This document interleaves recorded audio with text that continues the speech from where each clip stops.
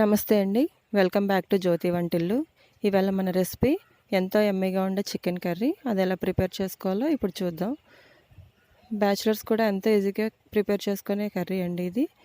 ముందుగా 1 kilo chicken తీసుకొని శుభ్రం చేసి పెట్టుకున్నాను. ఇప్పుడు జీలకర్ర, ధనియాలు, గసగసాలు, చెక్క, యాలకులు, లవంగాలు, అల్లం వెల్లుల్లి వీటన్నిటిని గ్రైండర్లో చక్కగా ఫైన్ పేస్ట్ చేసుకోవాలి. ఇప్పుడు ఒక బాండీలో సరిపడా ఆయిల్ తీసుకొని దానిలో తురిమిన ఉల్లిపాయలను వేసి గోల్డెన్ బ్రౌన్ కలర్ వచ్చేంత వరకు ఫ్రై చేసుకోవాలండి.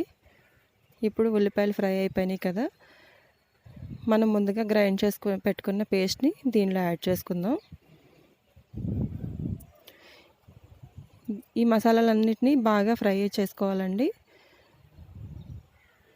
ఫ్రై అయిపోయింది కదా, ఇప్పుడు శుభ్రం చేసి పెట్టుకున్న చికెన్ పీసెస్ని దీనిలోకి యాడ్ చేసుకుందామండి. చికెన్కి కూడా మసాలా అంతా బాగా పట్టేటట్టు ఒకసారి బాగా మిక్స్ చేసుకోవాలి.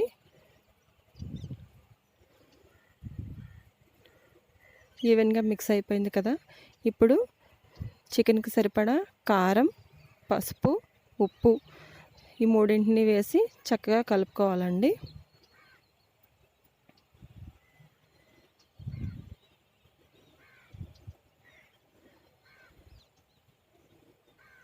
ఇప్పుడు ఇలా కలిపేసుకున్నాం కదా, ఇప్పుడు ఒకసారి మూత పెట్టుకొని ఒక 5-10 నిమిషాలు ఉడికించుకుంటే లో ఫ్లేమ్లో దానిలో ఉన్న వాటర్ అంతా బయటకు వచ్చేస్తుందండి. చూసారు కదా, ఈ విధంగా వచ్చిన తర్వాత ముందుగా మనం గ్రైండ్ చేసి పెట్టుకున్న మిక్సీ జార్లో అడుగున కొద్దిగా పేస్ట్ ఉండిపోతుంది కదండి, దానిలో కొంచెం వాటర్ వేసి దీనిలో యాడ్ చేసుకోండి.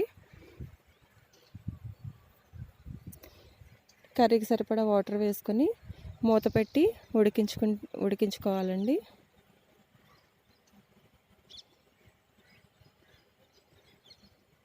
ఒకసారి అంతటిని బాగా కలిసేటట్టు మిక్స్ చేసుకొని మూత పెట్టి ఉడికించుకుందాం. ఇప్పుడు కర్రీ ఉడికిపోయింది చూడండి.